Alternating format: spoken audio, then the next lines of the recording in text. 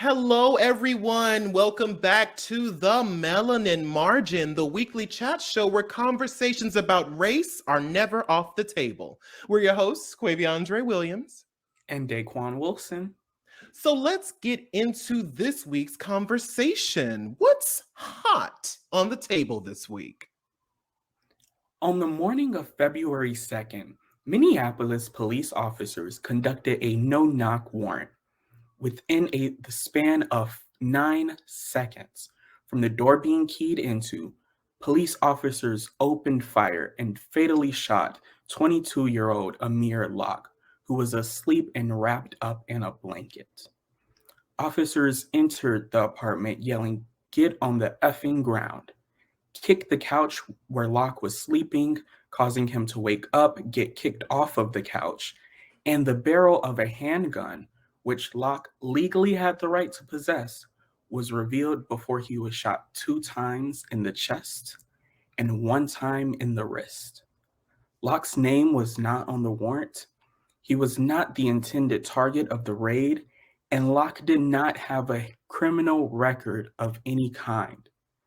Family attorney Jeff Storm stated, "The city of Minneapolis told the public that it was limiting the use of no-knock warrants to limit the likelihood of bad outcomes." Less than 2 years later, Amir Locke and his family needlessly suffered the worst possible outcome. Our city has to do better. Interim Minneapolis Police Chief Amelia Huffman confirmed that a criminal investigation is being conducted. So, Andre, what the fuck? Do you think we'll be able to see justice?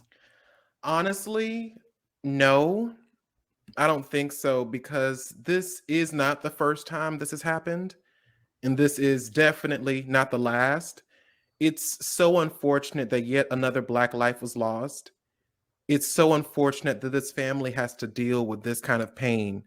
And this is why it's so hard to talk about these kinds of things because it's always a new story. It's Yeah. always a new death. And it's always over something so minuscule and oftentimes a mistake on the police's part. And I'm getting tired of this constant rotation we have of it's just bad apples. It's just some cops. And it's like the system as a whole is corrupt. We've talked about this before in our police brutality episode.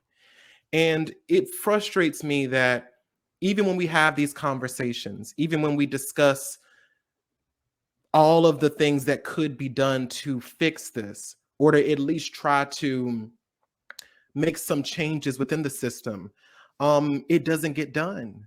Police are still well funded, and people are still not held accountable because of the if they're not popularized.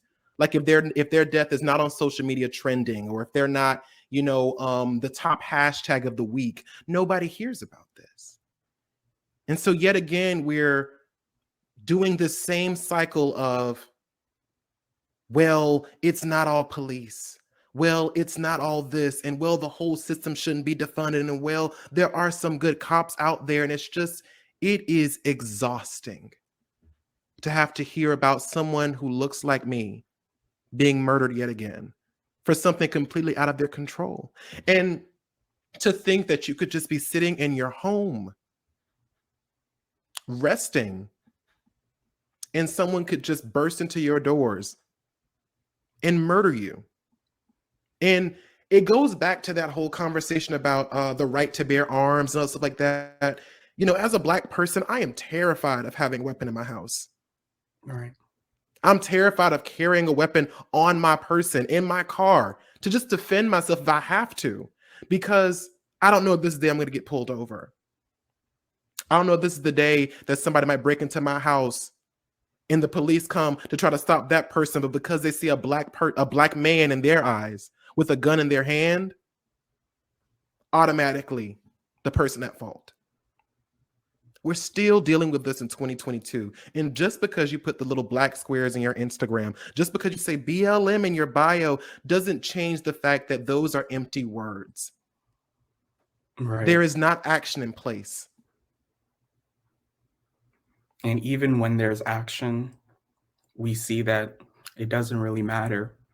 We see that the city of Minneapolis said that they were going to limit no-knock warrants because things like this shouldn't happen, Mm-hmm. and yet it did. This comes less than 2 years after George Floyd, by this very same police department, was murdered. This comes less than 2 years after Breonna Taylor was murdered because of a no-knock warrant. And we are going through the same things despite everything that happened during the summer of 2020, when everybody was like, all right, a change is going to come. Mm-hmm. We're doing the damn thing. We're Mm-hmm. making changes. We're making progress. And yet we're still having to deal with the same issues. Full transparency, I completely had a different topic for our first segment today, but I heard this, just a few hours before we recorded this. And I knew that I could not do an episode without talking about this because these instances weigh heavily on us as Black people. It's something that, you just can see yourself in Mm-hmm. these victims. Mm-hmm. He was 22 years old. I am 23. To think that his life was cut so short for no reason. He had no criminal record. He was not the intended, person for this raid. And yet he was shot 3 times. And I made the mistake of looking at the body cam footage that was leaked. And, from my perspective, I didn't even see a barrel of a handgun, and let alone it being pointed at somebody. They did not even give this man a chance to stand up. He was sleeping on a couch, got kicked off of it, and they shot him 3 times. This is what we mean by police brutality happens too much in this country. This is what we mean by these systems were not made to protect and serve Black people, because we have to see this time and time again, no matter how much they say they're going to change, no matter how much they say they're going to reform, that it will never happen again, that they're doing things and putting things in place. It happens. And I've talked about this before on the show, but I've had an experience with police coming into my apartment, and like, even now, I get so much anxiety just like with the door being, I have to, before I go to sleep, I gotta check it. Is somebody outside of my door? Is my door locked? Do I hear noises outside? Sometimes that anxiety gets so bad that I physically have to barricade the door so I know that if anybody tries to come in, I will hear it and I'll wake up and hope I can have just a few seconds to say something. But Mm-hmm. the reality is that probably wouldn't happen. The span of this was 9 seconds. 9 seconds. And they made the decision to shoot somebody 3 times. And I think that we need to stop calling this bad outcomes. Like, I think we need to start with changing the narrative there also is, oh, this is just an unfortunate circumstance. It's a bad outcome. And it's like, no, call it what it is, honey. It's murder. It's murder. And maybe if we start saying that, and maybe if these statements in these public, um, conversations, when people talk about it on the news and they talk about it in all these other places, start calling it what it is. These cops murdered this individual. That's what happened. And they have done so multiple times and many times before. And I want to clarify too, as exhausting as it is to keep talking about Black death, we will never stop. Never. Never.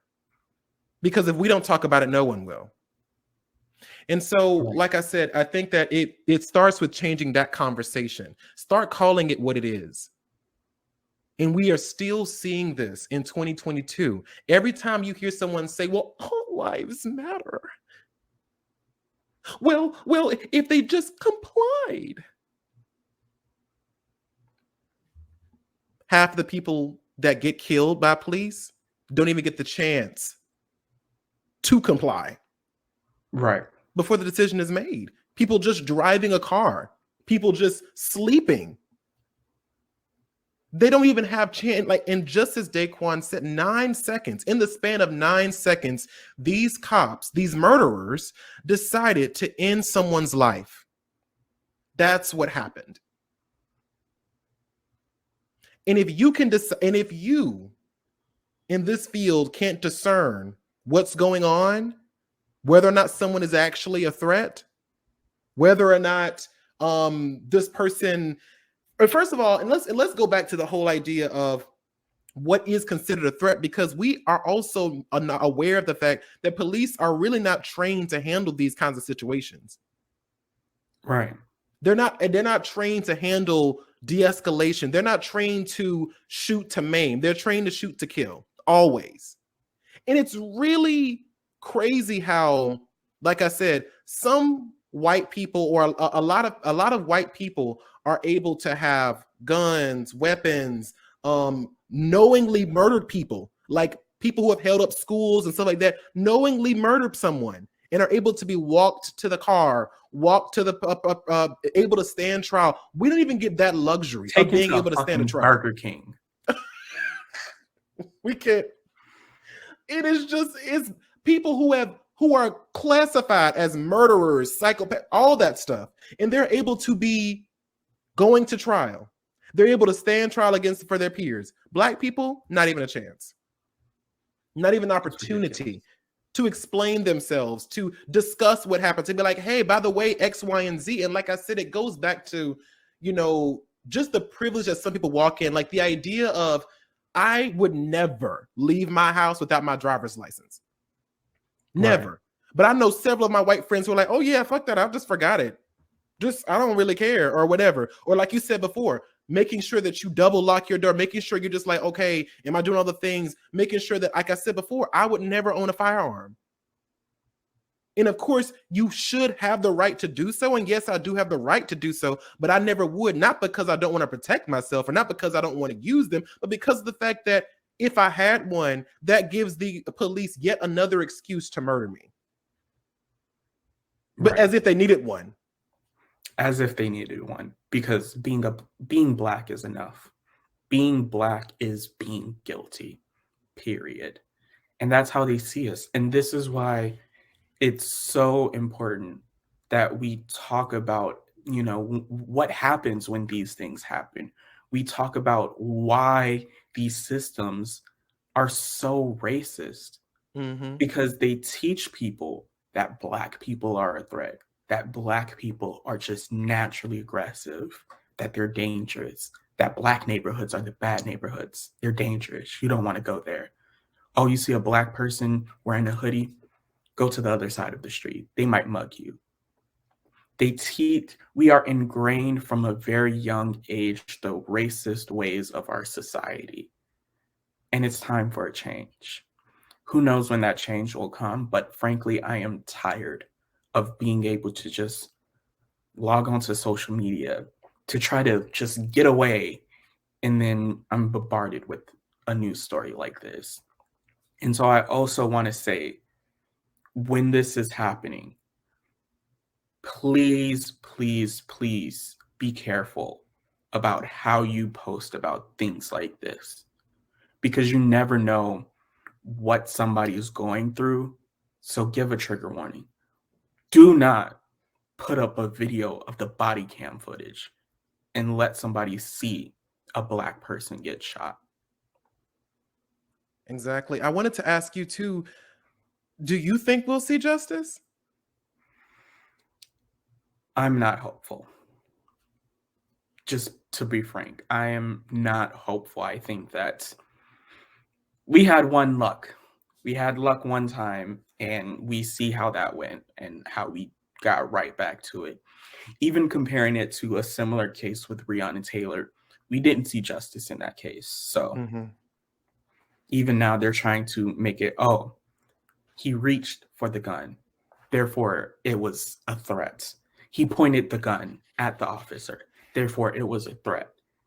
Yet still, there's so many different footage from different perspectives that aren't aligning. So who knows the full story?